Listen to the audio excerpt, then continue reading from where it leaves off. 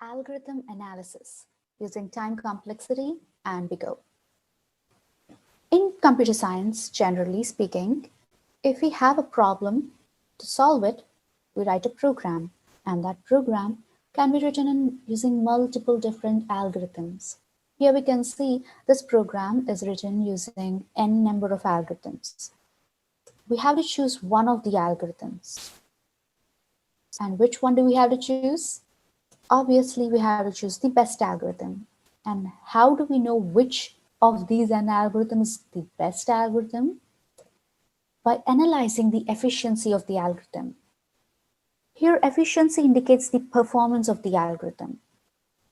And that efficiency depends on multiple factors, which involves time, memory, and others. Here, time is if you write a code in C, Java, or Python, there will be something called runtime. That is what time complexity is. And in that code, we use variables or data structures, which occupies memory. That is what space complexity is. And the other factors involve the type of machine that we are using, the amount of CPU power that the machine has, or number of other programs that run on the machine. The other factors are not that trivial. Mostly we are going to see time and space complexity are most commonly used ones. And in that, time complexity is a bit more commonly used. So we're going to discuss only that. So what does this time complexity of an algorithm means? The time complexity of an algorithm is nothing but the number of lines that are executed or the number of steps the algorithms uses for a given input. For example, consider this example of finding sum of a given array. Let's suppose given array is this one of size 4. So how many lines in this algorithm that are going to be executed, or how many lines that are going to be hit by the algorithm?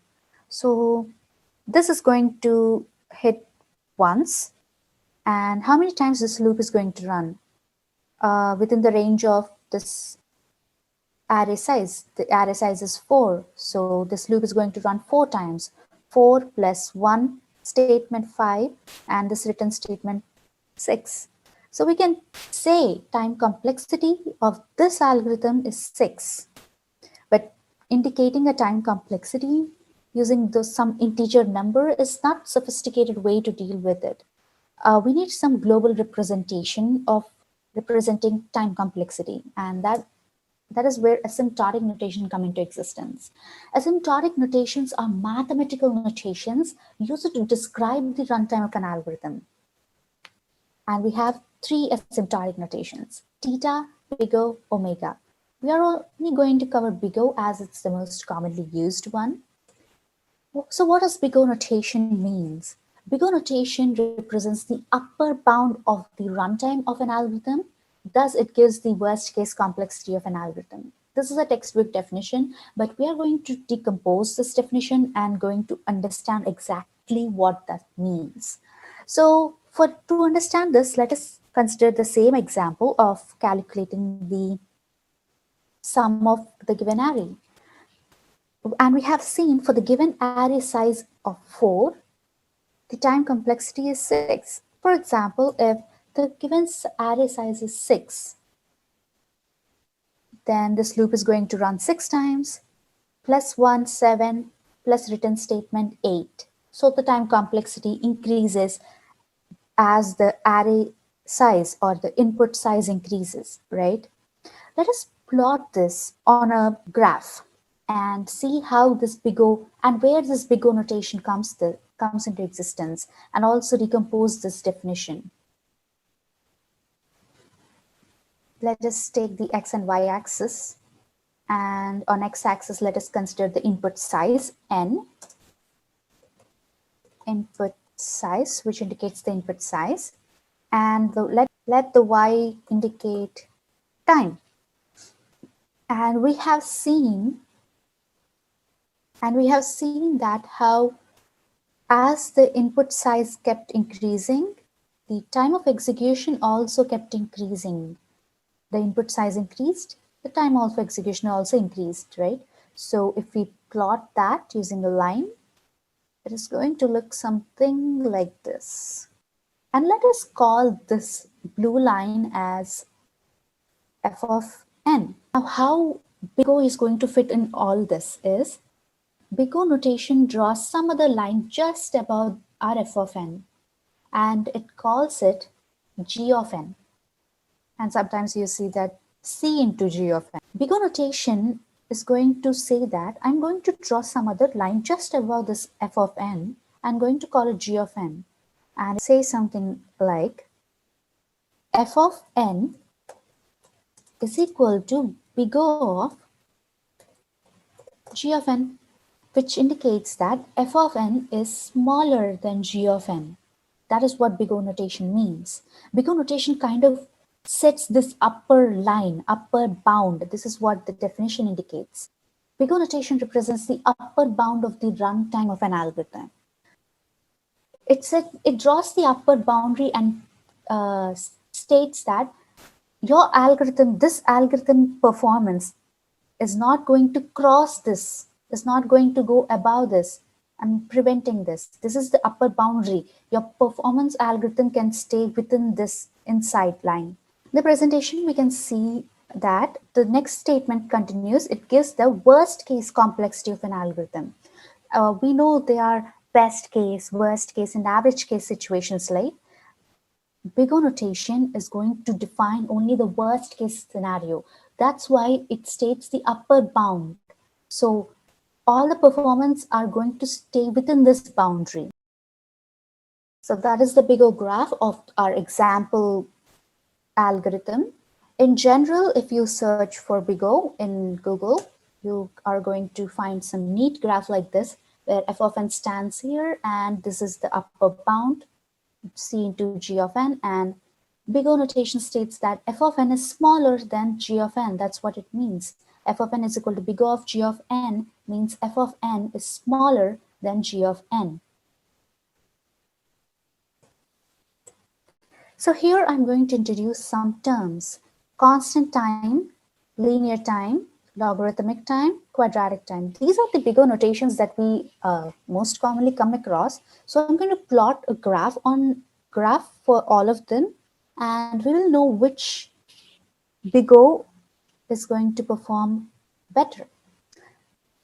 Take axis, same as before. This is going to indicate input size, and this is going to indicate time.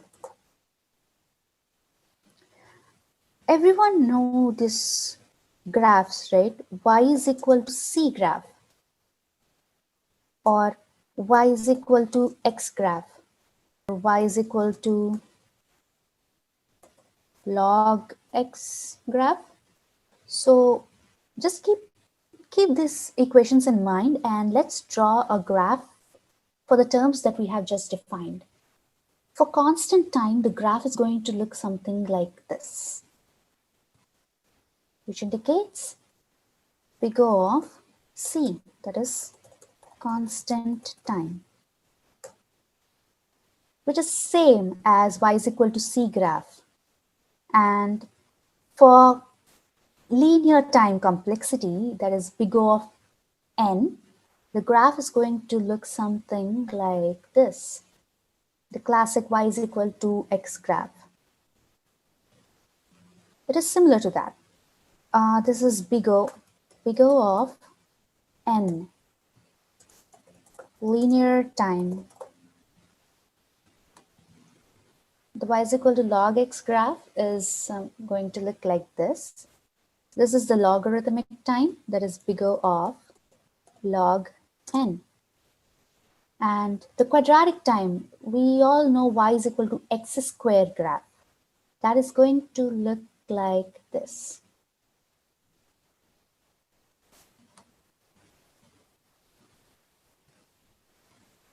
This is big O of n squared graph. So here what do we have to analyze is, as the input size kept on increasing for this quadratic time, the time of execution increased rapidly. When compared to the constant time, the time of its execution remained constant. If they have two algorithms, for one problem, we are going to solve that using two algorithms, algorithm 1, algorithm 2. If algorithm 1 time complexity is big O of n square and algorithm 2 time complexity is big O of c, we have to choose algorithms 2 because it is giving best performance, constant time. So if we have algorithm 3 with time complexity big O of n log n, let me plot that as well. It is going to look like this. This is big O of n log n graph. So if we have three algorithms whose time complexities are like this, linear time, n log n, which one we are going to choose? Big O of log n, because it gives best performance. Because as the input size increases, the execution time was not as rapid as these two time complexities. So this is how big O notation graphs are. And in Google, if you search it, we are going to find some neat graph like this: constant, logarithmic, linear, and quadratic times. So coming to time complexity of an algorithm, let us calculate this time complexity using big O for the same example that we have used previously. But this time, let the given array size be n. We are generalizing it.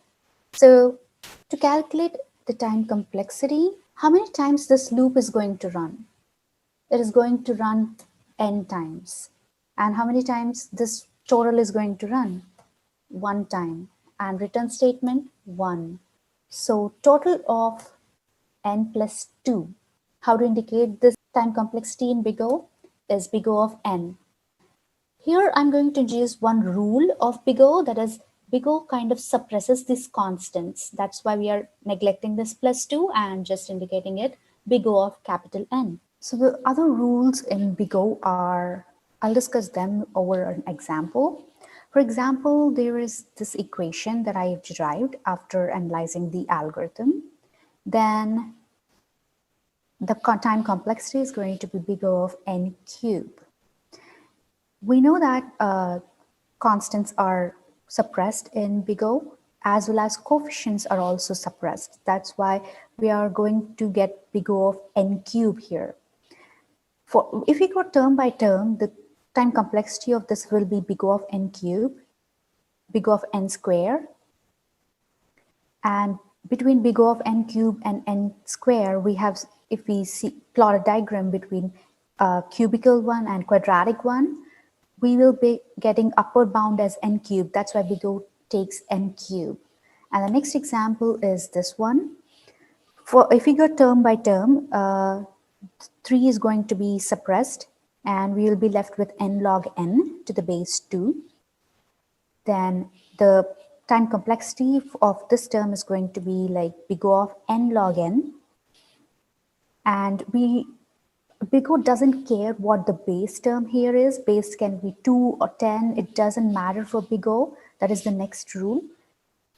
And for the next term, the time complexity is going to be big O of n log n.